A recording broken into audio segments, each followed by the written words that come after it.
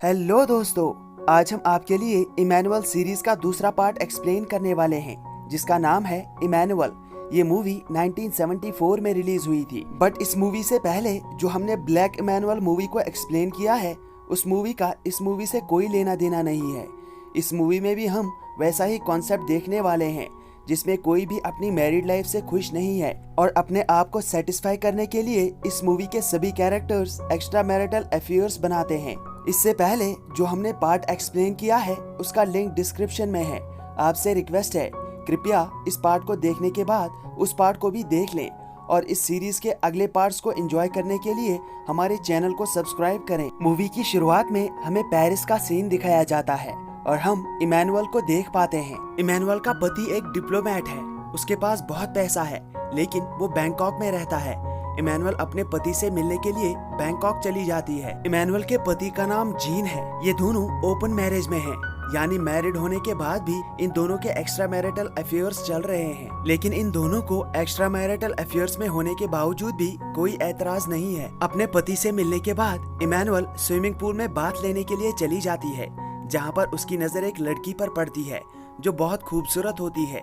इसका नाम मैरी है। इमैनुअल को मैरी पसंद आ जाती है, इसलिए कुछ देर बाद वो उसे घर पे आने के लिए कहती है। कुछ टाइम बाद जब मैरी इमैनुअल के घर पे आती है तो इमैनुअल सो रही होती है। मैरी उसकी बॉडी को टच करके फील करने की कोशिश करती है, लेकिन तभी इमैनुअल जाग जाती है। मैरी उससे पूछती है कि जब वो पेरिस में थी तो वहाँ पर वो किसके साथ संभोग करती थी। तभी इमैनुअल उसे बताती है कि वहाँ पर उसने आज तक किसी के साथ संभोग नहीं किया। ये दोनों जब बैल्कनी में आते हैं तो मैरी इमैनुअल के सामने खुद को खुशी देने की कोशिश करती है। तभी इमैनुअल उसे बताती है कि उसे आज तक पेरिस में कोई पसंद नहीं आया, लेकिन जब वो यहाँ पर एरोप्लेन में सफर कर रही थी तो उसकी फीलिंग्स अराउज हो गई और उसने प्लेन में ही दो स्ट्रेंजर्स के साथ संभोग किया।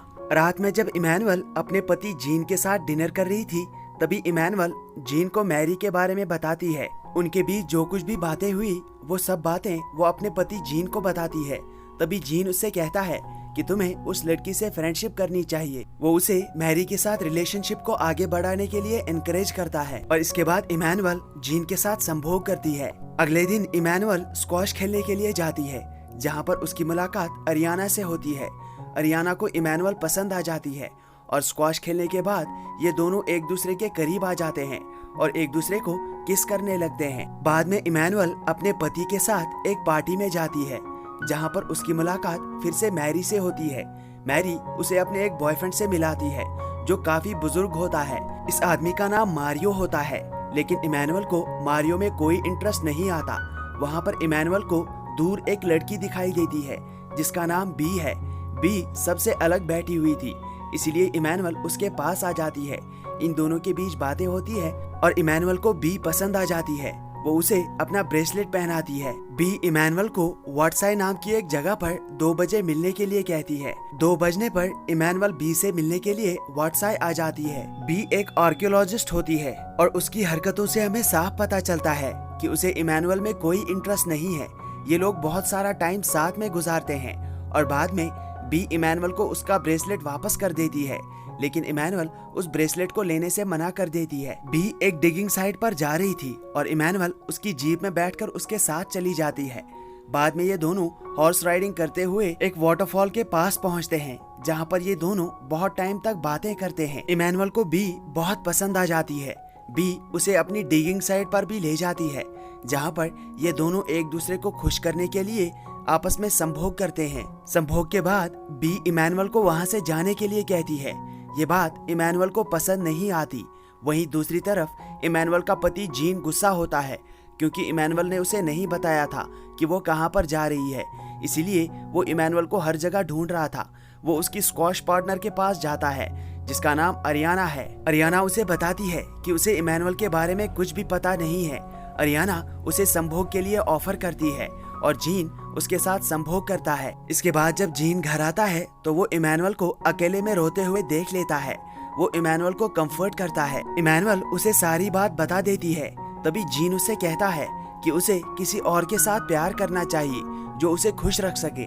इमैनुअल जब स्क्वॉश खेलने के लिए जाती है तो अरियाना भी उस पर गुस्सा होती है क्योंकि अरियाना को इमैनुअल बहुत पसंद आ गई थी और वो उसके साथ रिलेशन बनाना चाहती थी, लेकिन उसे ये बात पसंद नहीं आती कि इमैनुअल ने बी के साथ रिलेशंस बनाए। इसके बाद इमैनुअल की मुलाकात एक पार्टी में मारियो से होती है। इमैनुअल मारियो के साथ संभोग करना चाहती थी, तभी मारियो उसे बताता है कि मेरी एज में संभोग करना बहुत मुश्किल है, लेकिन मैं तुम्हें ऐसा सबक सिखा सकता हूँ जिसके बाद तुम पूरी तरह सेटिस्फाई हो जाओगी। मारियो इमैनुअल से कहता है कि इंसान को संभोग किसी पर गुस्सा या और किसी वजह से नहीं करना चाहिए, बल्कि संभोग तभी करना चाहिए जब उसकी फीलिंग्स अराउज हो, तब जाकर संभोग से इंसान को सेटिस्फैक्शन मिलता है। ये सबक प्रैक्टिकली सिखाने के लिए मारियो इमैनुअल को एक ओपियम डेन में लेकर जाता है, जहाँ पर सभी ओपियम के नशे में पड़े होते हैं। मारियो वहाँ पर इमैनुअल को भी ओपियम ट्राई करने के लिए कहता है। इमैनुअल ओपियम ट्राई करती है। इसके बाद वहाँ पर मौजूद एक आदमी इमैनुअल का रेप करता है, जबकि मारियो ये सब देख रहा था। इमैनुअल को इससे सेटिस्फैक्शन नहीं मिलता। इसके बाद मारियो इमैनुअल से कहता है कि उसे तभी संभोग से सेटिस्फैक्शन मिल सकता है जब संभोग करने वाले दोनों संभोग के लिए रेडी हों। इसके बाद मारियो इमैनुअल को एक फाइट क्लब में लेकर जाता है, जहाँ पर वो 2 लोगों को सिलेक्ट करता है।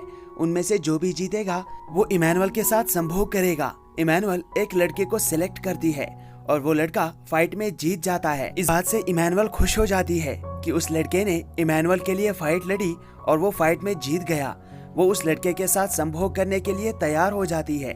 इमैनुअल जब उस लड़के के साथ संभोग करती है तो वो कम्प्लीटली सेटिस्फाई हो जाती है। इसके बाद मारियो इमैनुअल के पास आता है, वो उसे जगाता है और उसे तैयार होने के लिए कहता है। इमैनुअल बहुत थक गई थी, लेकिन फिर भी खुद को और सेटिस्फाई करने के लिए इमैनुअल मारियो की बात मान लेती है और खुद को तीसरे सबक के लिए तैयार करती है। और इसी के साथ ये मूवी यहाँ पर समाप्त होती है। इसके आगे की कहानी हम इस मूवी के अगले पार्ट्स में देखेंगे। तब तक के लिए thank you and take care.